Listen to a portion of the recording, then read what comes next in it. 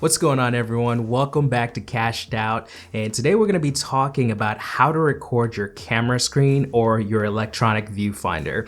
Now, why would you want to do that? What's the reason why you'd want to do something like that? A lot of times you'd want to capture that if you're either recording a YouTube video and you want to show people the settings that you're using on your camera. So if you want to show what aperture, what shutter speed, what ISO, whatever camera settings you want to showcase, if you want to record that and include that in your video or include it in the course that you're making, then this will be a useful tool, a useful thing to be able to have and know how to do. So it took me a little while to figure this out because I never even thought about doing it. I thought about just kind of like recording the back of my camera screen with another camera, but that looked awful and it would not have looked as good. So today I'm going to walk you guys through the steps on how to do it, just a simple way to do it. And I actually do it with a Mac. So there's a couple steps there that might be a little bit different if you're using a Windows PC, but I wanted to walk you through the step by step and also talk about the tools that you need to be able to get this done quickly and pretty cheaply. So let's talk about that. First thing we're going to start with is we're going to cover the tools that you'll actually need to be able to do this. And there's really,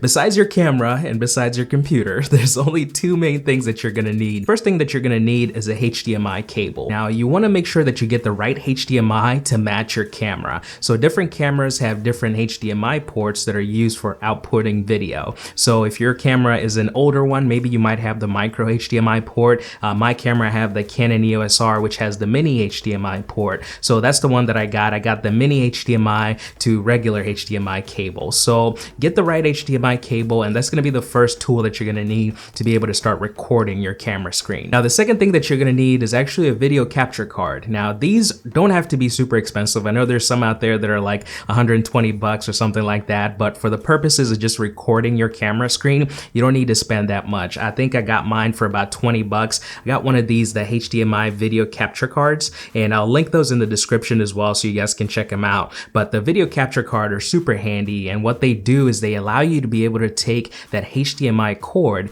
plug it into the capture card, and then plug that capture card into the USB port of your computer. The capture card does more than just connect your computer to your camera. It actually allows you to be able to process that footage as well and kind of bring it out in a nice clean fashion. So capture card, super handy, but honestly, those are the only two tools you're going to need: HDMI cable and the video capture card. So let's go ahead and talk about how to actually make this happen. Now, the first thing you want to do is go ahead and plug in the HDMI cord into your camera and then plug that HDMI cable into your video capture card. So you're going to have the feed coming from your camera through the HDMI port and then plug that into your video capture card. And then obviously all you do from there is just take that video capture card USB side and plug it into your computer, and you're good to go. In terms of connections, that's literally all there is to it. Super simple, short and to the point. But the way that you'll be able to use this now, I'm gonna give you guys the demonstration of how to do it through my Mac. Now, like I mentioned earlier, it might be a little bit different if you're using a Windows PC.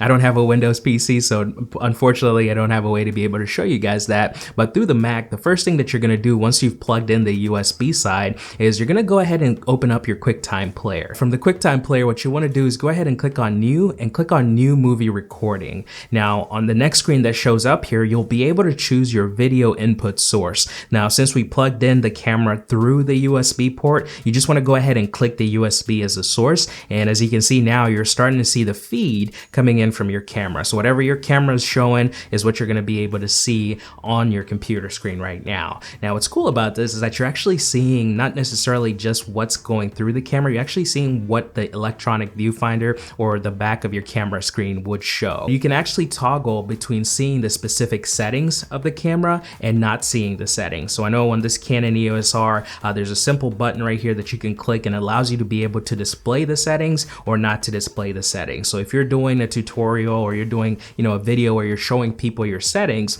obviously you want to select the option to display the settings, just like I'm doing in this case here. So as you can see all of my camera settings that I use here, and you can be able to walk people through a tutorial or whatever you might be doing with that. Within the QuickTime player, you can actually record this. So as you're walking through the camera settings and as you're actually doing different things, you can actually click the record button on the QuickTime player and it'll record however long you want to go. It'll record whatever you're doing through your camera. So when people are watching it, they're actually seeing it as if they were looking through your EVF or through your camera screen. So this is a super handy tool, super simple to set up. I think all in all, everything costs the HDMI video card cord cost about 20 bucks, and then the HDMI cable costs maybe about 14 bucks. So looking at about maybe $35, $40 max, you'll be able to get everything up and running to be able to share your camera screen or share your EVF screen and be able to do whatever you need to do with that. So that's all for today, guys. Just want to do a quick walkthrough, kind of a quick little tutorial on how to